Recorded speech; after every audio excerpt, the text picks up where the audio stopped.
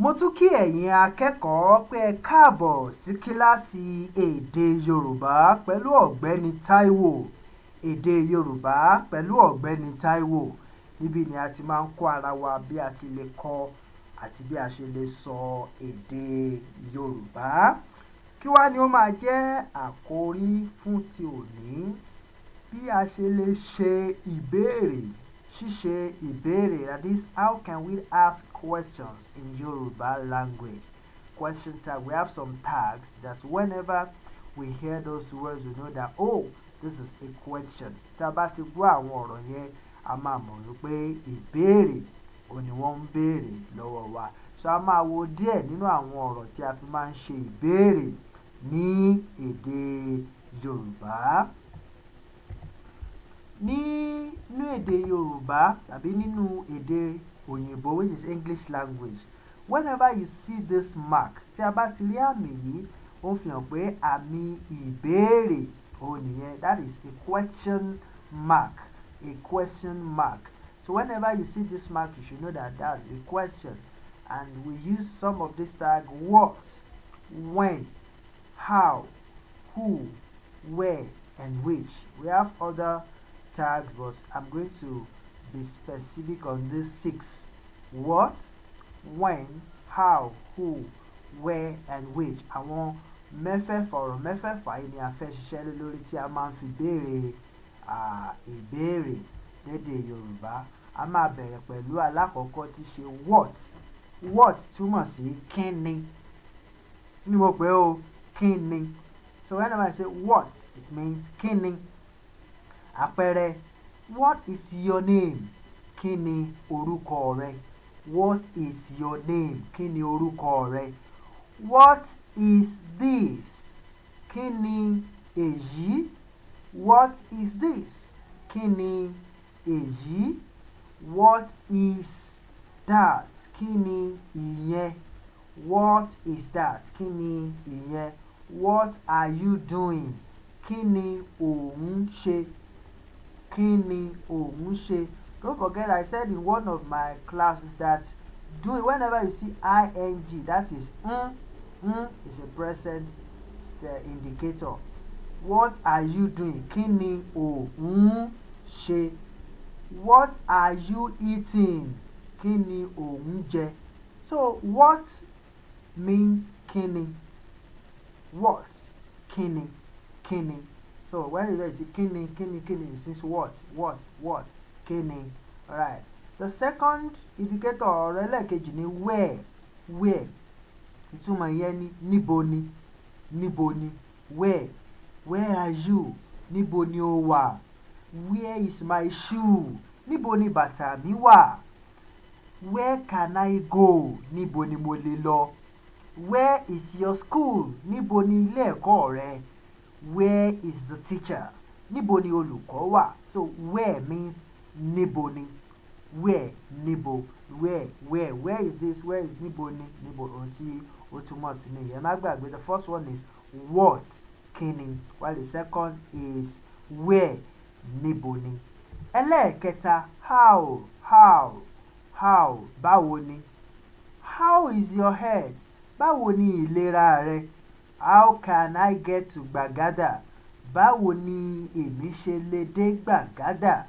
How are things? Báwo ni nǹkan? How did you solve the problem? Báwo ni o ṣe yanjú ìṣòro náà? How can I see you? Báwo ni èmi ṣe lè rí ìwọ? How can I see you? Báwo ni èmi ṣe lè rí ìwọ? Báwo ni mo ṣe lè rí ẹ? Báwo ni mo ṣe lè rí ọ? So they are still the same thing. So báwo ni, it means how are you? Báwo ni o? How are things? So báwo ni means how. Ẹlẹ́ẹ̀kẹrin òun ni who. Tani. Who is that? Tani yẹn. Who is your teacher? Tani olùkọ́ rẹ? Who is your friend? Tani ọ̀rẹ́ rẹ? Who is the president of Nigeria? Tani ààrẹ orílẹ̀-èdè Nàìjíríà? Who can sing? Tani ó lè kọrin? Who means tani. Who means tani.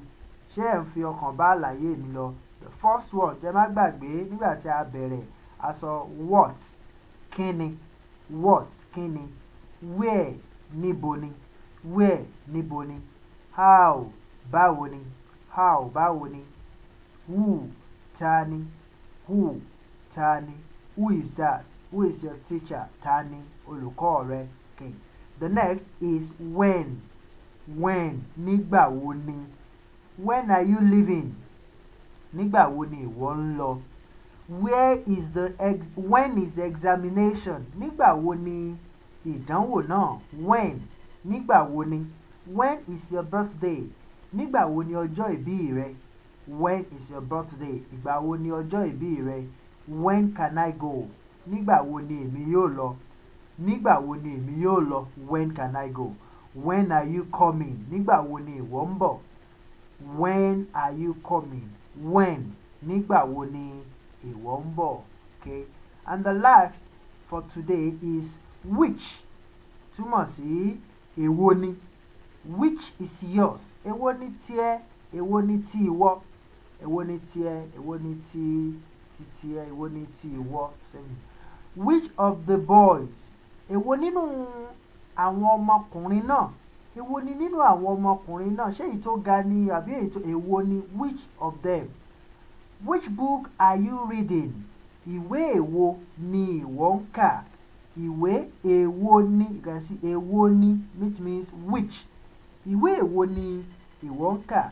Which language do you speak, èdè èwo ni ìwọ ń sọ, èdè èwo ni ìwọ ń sọ. Which language do you speak, èdè èwo ni ò ń sọ.